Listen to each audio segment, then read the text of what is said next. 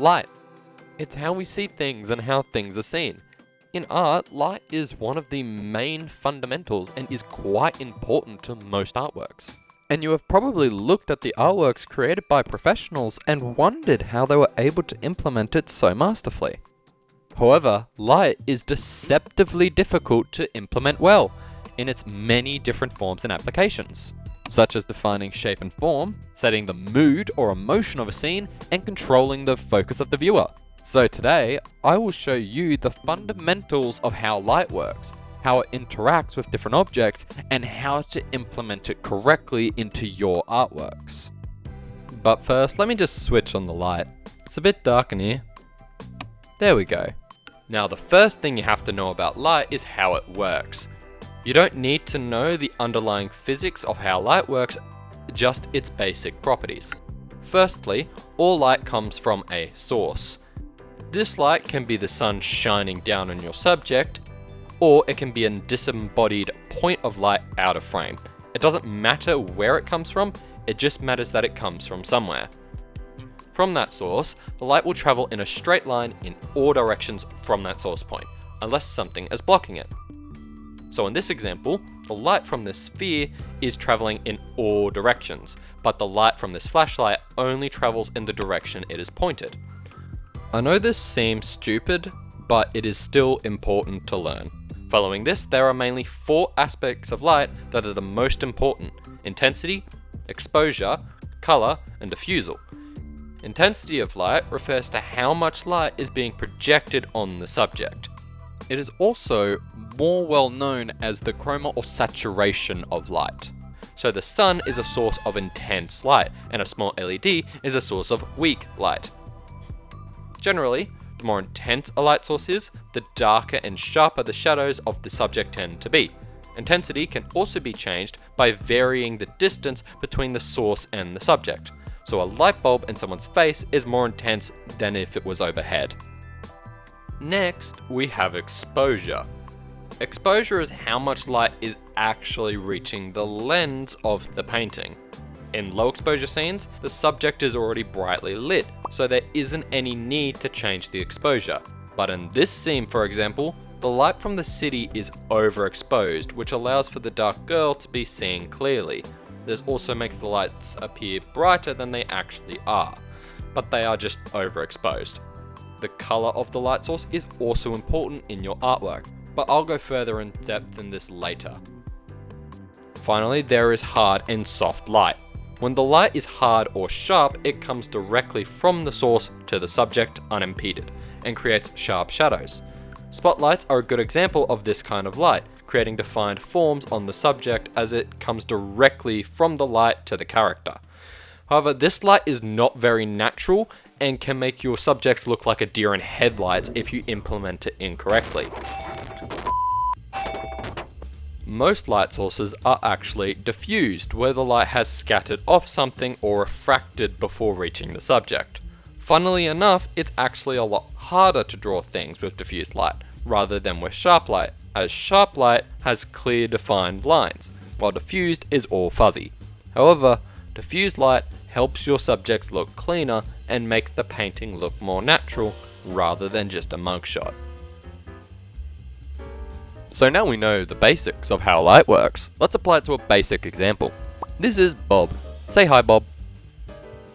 Bob is a perfect sphere with no imperfections that reflects light just like a bouncing ball. And we are going to shine a light on him. Firstly, the most eye-catching part is the bright spot on the top. This is called the highlight, where Bob is the closest to the light source. One thing to remember, if you are only using one light source, this highlight will be the brightest part of your artwork.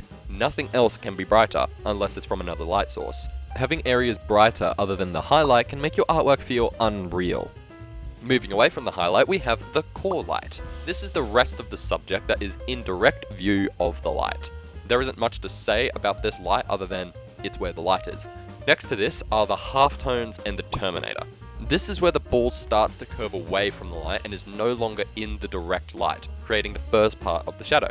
Depending on the object's material and the light's strength, this terminator can be sharper or a different color to that of the rest of the ball. sort of how light from the sun becomes more red as we travel away from it. Then, behind the ball is the core shadow, where no light is able to reach. This is also the darkest part of the shadow. However, you might notice that there is a bit of light in the shadow, even though the source light can't reach this point. This is the reflection light, where light has bounced off the surface of other objects around Bob and is illuminating Bob a tiny bit. This type of light is extremely powerful in making your artwork feel more 3D as it incorporates the surrounding environment. Below Bob is the surface of the cast shadow. This is Bob blocking the light from the source from reaching behind him. Finally, right beneath Bob is the occlusion shadow. This one is a bit more complex, but all that is happening is that the gap between Bob and the table is too small for light to enter and escape, which makes it darker. This example is extremely basic, but contains all the main points of how light interacts. Now let's change the light from a hard light source to a soft light source. We can see that the direct light that is on Bob slightly changes, with the Terminator becoming less defined. However, the biggest change is the cast shadow on the table. We can see that instead of Bob directly blocking all the light from the light and creating a hard line, this time the shadow is now all fuzzy. As I explained before, the light is now coming in from many different directions instead of straight on, so the shadows of Bob are now overlapping with each other and creating this fuzzy border. Now, Bob was a good example for general materials, so now let's look at some of his friends. This is Mint. He is a hand, and will help us understand how skin interact with light. So we can see that the way light hits Mint is very similar to Bob. There's the highlights, core shadows, and cast shadow. However, at the Terminator, there is something a bit different. As the light passes through the Terminator, the edge of the shadow appears to get a bit brighter and deeper in color. This is called subsurface scattering and is the same thing as holding your hand up to a light source and being able to see through it.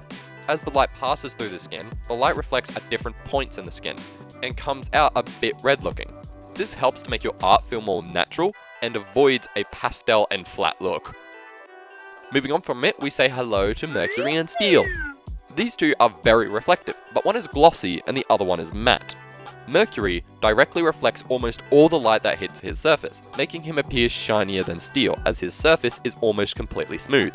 But Steel's light is a bit more diffused than Mercury's, as her surface is matte. This is where the surface has tiny imperfections in the surface and reflects light in all kinds of different directions. These are just some examples of how light interacts with different objects, but they are easily applied to many different subjects. So just go wild with it. And if the light reflecting off a certain object is difficult to visualize, just imagine a bob made of that material. Finally, we will look at how to implement light well into your art. There are many methods in implementing light into your artworks, from using it as a basic way to just illuminate a subject,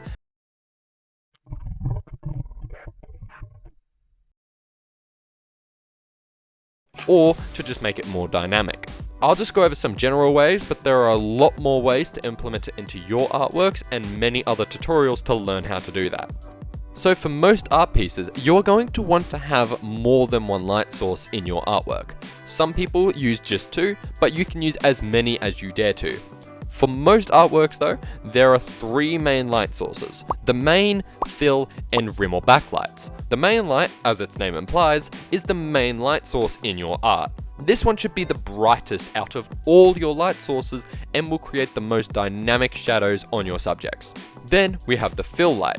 This one will be around 30% weaker than the main light, and its job is to illuminate the shadows of the subject. If you had just a main light and no other sources of light in your artwork, the areas in shadow would be practically unseeable, so we add a fill light to see the details in the shadows. Finally, we have the back or rim light, and its purpose is to add dimension to your subject and to separate it from the background. Using these light sources as a base is a good idea for general artworks, but you don't have to only use these three. You can use two or even one light source for extra dynamic scenes. The angle of the light is also quite important when creating your art pieces. Having the main light source directly hitting your character or subject can make it feel unnatural and look like a passport photo.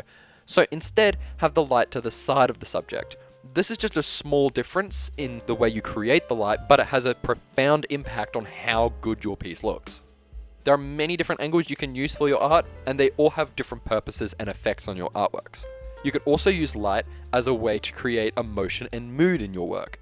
For example, look at this artwork from Gustave Courbet. The artwork depicts a man who appears to be very anxious and desperate, his eyes wide in terror. However, since the light is shining from slightly behind him, this feels more like a personal, private matter he is stressed about, as if he is trying to hide his face from the events going on in his life. If the light was shining directly on his face, from in front, this would appear more like he has been caught over something, and is terrified over the consequences. Now, let's look at this artwork by what the f***? Hang on a minute. Gerard van Honthorst. Okay, so let's look at this artwork by Gerard van Honthorst. The bright light of the candle illuminates the face of the girl, while we can only see the back of what can be presumed to be her suitor. The light also draws attention to the girl, since her face is completely illuminated, while ignoring the man in front of her as his entire back is in shadow. The light also serves to emphasize the face of Mr. Scrooge here. This art shows how light can be used as a way to draw attention to things and disregard others, like saying, look over here, and not over there. Finally, let's look at my own artwork of Makima from the thumbnail. In this piece, there are two main light sources, the light bulb serving as the main light source and a rim light emphasizing Makima's form. There is also a weak fill light illuminating the shadows on Makima's face. These light sources work together to make the artwork look more dynamic, rather than just having the light bulb. The light bulb also serves as a way to set the mood of the piece. Since it is to her side and is only illuminating her, it emphasizes the sense of terror and fear from the facial expression, as you cannot make out any other details other than her face. Okay, I think that'll be enough for today. This video is definitely not a direct practical tutorial on how to implement these techniques directly into your artworks.